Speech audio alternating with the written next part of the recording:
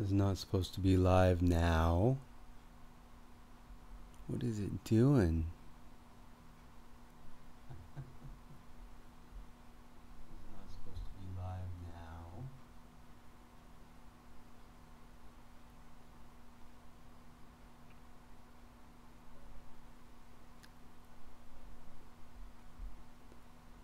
now. Okay, let's go to events. It says live, 2 people are watching. I wonder if they're both me. Going to the dashboard. We're getting this all figured out. And what happened to my event?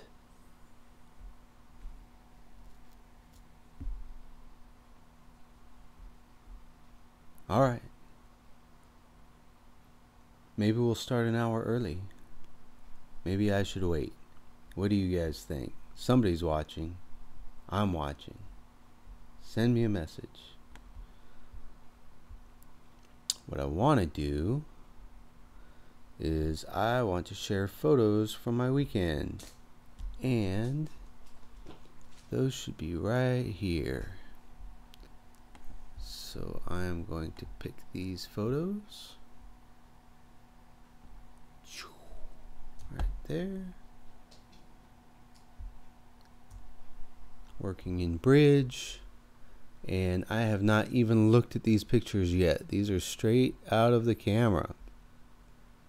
So go to View and we'll watch the slideshow. And this is the campground. I was sent here from Groove Magazine because we are going to be featuring a story on this campground. That's Joey. He's my puppy dog. And he does not camp very well. It was his first time camping. You could probably see that his leg was a little tangled up in his leash there. He's not used to the leash too much. He did pretty good. He just didn't let me sleep at all last night. Look at this guy's camper. On top of the camper, it's where the tent is, and he was really proud of that. So I thought I'd take his picture, and maybe that'll make it in the magazine. It's kind of a good picture.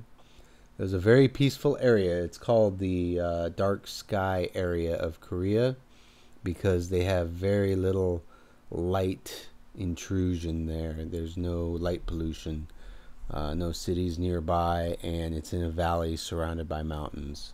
So they've got this stream running through that was very nice and relaxing. I think that helped me for the few hours that Joey let me sleep last night.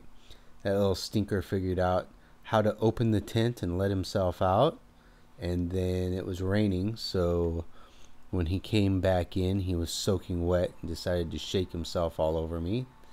That didn't help me sleep any, and he's just he was really nervous in the tent, so he was wandering back and forth and walking around and trying to get comfortable. And I have a hard enough time getting comfortable when I'm camping. It was definitely not easy with a dog trying to walk all over me or snuggle up to me in my cot while I'm trying to sleep. So like I said, a lot of these pictures, I haven't looked at any of these yet. So it was pretty dark. It was raining pretty much the whole time I was there, and I had to keep the shutter speed pretty low and boost the ISO just a little bit up to 400 just to get some colors and contrast to come out of the shots. And they were a little challenging. Some of them you might see are blurry. Here we go. This is the sign for the camping area. It says Campingjang.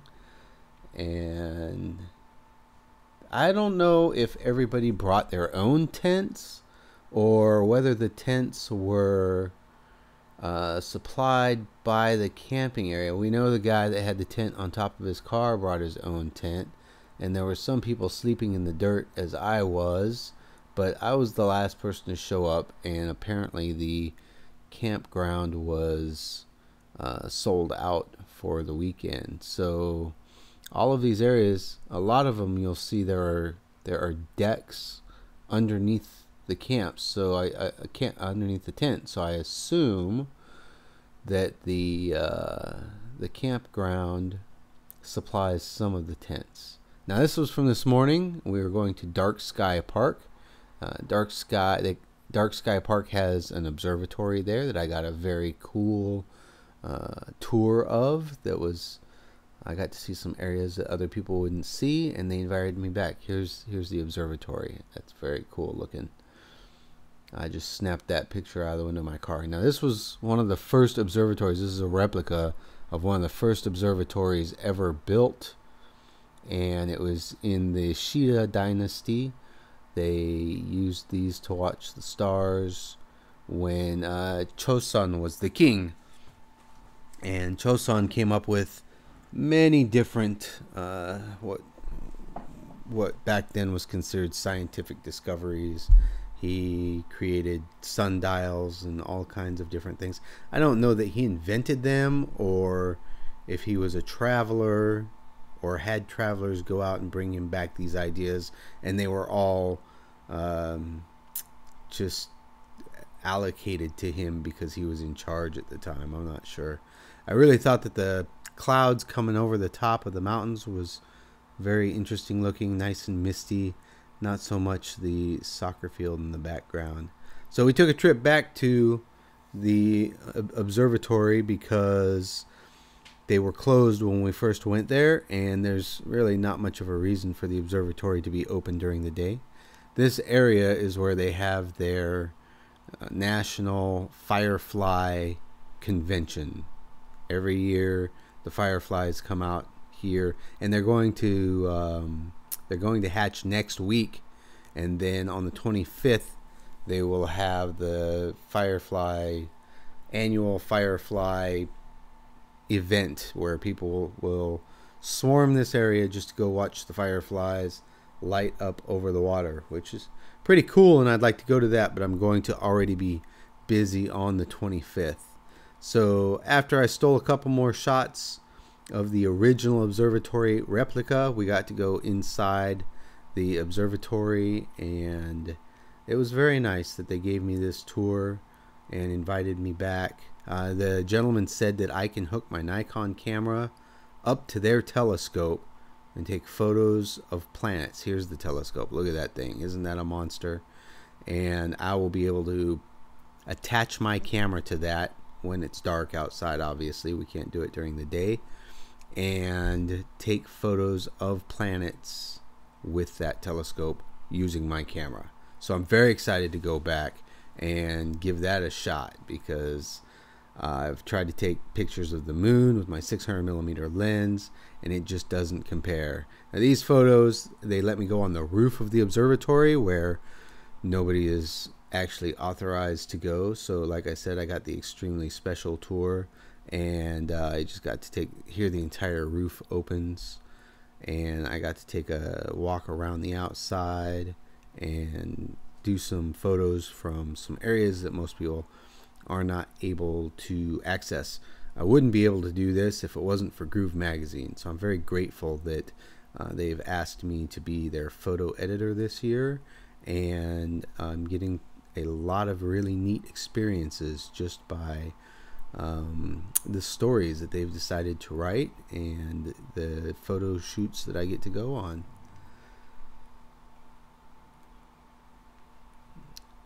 And again, this is the Echo Park area. Now when they were saying Echo Park, I thought they meant echo, like the sound would bounce through the valleys, but that's not what they mean. They mean ecological park. This young lady is the owner of the campground's wife, the campground owner's wife, and she was the one that was showing me around to all these different places. She just was really sweet and introduced me to a lot of interesting people. And that's another one of the great things about being able to go out and do these projects for Groove Magazine, is I'm getting to meet a lot of really neat people, and I get the opportunity to share information with them, and they share information with me. It's a volunteer position, but it's really exciting, and I'm learning more about Korea than I've learned in the 13 years that I've lived here. So pretty soon we're going to go to the... Oh, no, we're back at the campsite. So when we went to the ecological park, Echo Park as they called it, I took all of the photos with my cell phone because it just made more sense to carry the cell phone with me. Were you looking at me the whole time? I think you were. What if we go here? I'm going to go look and see... I think that you guys were watching me the whole time. No, I think it's right. I think it was right. Who's watching? Shoot me a message really quick and tell me if you got to see the photos. If you didn't get to see the photos, I apologize, but I had a very exciting weekend. It was the first time I've gone camping in about 5 years. The last time I went camping was when I rode my motorcycle across the states, and I was by myself, obviously, for that trip. So I got to spend a lot of time alone, which is, a rare treat for some people. But it's also a great learning experience to know that you can get along with yourself and not have issues with, who you really are. And this time, I took my dog Joey. He is crashed out right now, as I should be, because it was a very long weekend. And, he was nervous about meeting all of the people, and all of the children really loved him. He's a beagle, so Koreans are not extremely afraid of beagles like they are other dogs. Our little Chihuahua scares the heck out of a lot of people, but Koreans are getting more used to having dogs as pets, so it's not as bad as it used to be. But everybody seemed to love Joey. A lot of the children wanted to see him, but they were afraid to touch him. They would just come up and put their hands behind their back and look at him, say, "Hi, Joey," and kind of run away. But we had fun. He got a lot of attention. He got some people food, which is not something we normally do.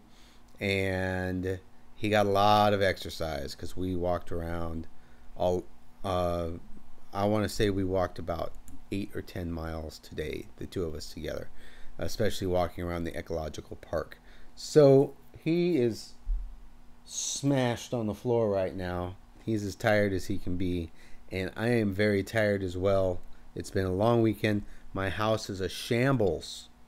I've got camping stuff out. It rained the whole time, and we were sleeping in the dirt, so all of my gear is filthy. After I go to work tomorrow, I'm going to have to come home. If it's not raining, I will rinse everything off and hang it out to dry so that the next time it won't smell like mildew when I decide to go camping. But all of the gear worked pretty well. The tent leaks a little bit, but it wasn't annoying. And it sweats really bad, especially with 2 hot bodies in there. Joey is very warm, and he wanted to sleep right next to me, which made me very warm. So the inside of the tent, I think, was wetter than the outside of the tent, even though it was raining outside. The other thing is that Joey got my Mercedes quite filthy. Oh yeah, I wanted to tell you that Germans really know how to design a car. Driving through those valleys and the mountain roads and those curves were exactly what that car was designed for. I had so much fun driving through the mountains, and just the suspension is stiff, but it's not so stiff as to be annoying, and the bends just like kind of dives into the corners and hugs the curves. And it's not like maybe Napa Valley where it's really windy, but the roads kind of have a berm to them so that the car can follow it. These are Korean roads, so you never know which direction the angle is going to go, but the car handled everything beautifully. It ran really well, and I'm extremely happy with it. It's one of the funnest cars I have ever owned. And it also had enough room to carry all the camping gear and the camera gear and a dog. And I could have taken a couple of people with me. If maybe the kids wouldn't have minded sitting with the dog, we could have had the whole family in the car. So that'll be next time. We'll take the family out for a camping trip, and maybe we'll go back to the same place. These people want to see us again. The Dark Sky Association is kind of who is in charge of the observatory, and we got to watch a movie with them. I filmed part of it, but they said that I could go to the Dark Sky Association website and download it. I'm looking for it on their flyer here. I don't see a .com. Everything else is in Korean. But I bet if you Googled IDA or International Dark Sky Association, I bet you could find the website. I don't see the website on here. There's a telephone number, but I don't see the website. So you can go watch that movie yourself. We got to watch it inside a planetarium, so it was a domed roof. And, you know, when the stars start spinning around, it feels like the chair's spinning a little bit. It was fun. It reminded me of OMSI in San Diego when I was young. I used to go there, and the planetarium that they had there was amazing. It must have sat, 750 people or something. It was huge. This wasn't that, but it was still fun. It reminded me of that.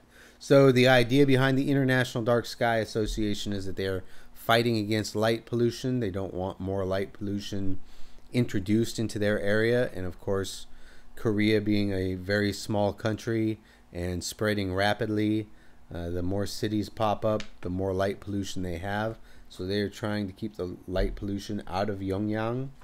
Am I pronouncing that right? Yeah, Pyongyang. And they don't want too many lights. They don't want too many street lights on the roads. They want to keep it nice and dark so that you can see the stars in the sky. The stars that I was not able to see because it was raining. But you could tell, as dark as it got at night, that had it not been overcast, it would have been a beautiful night.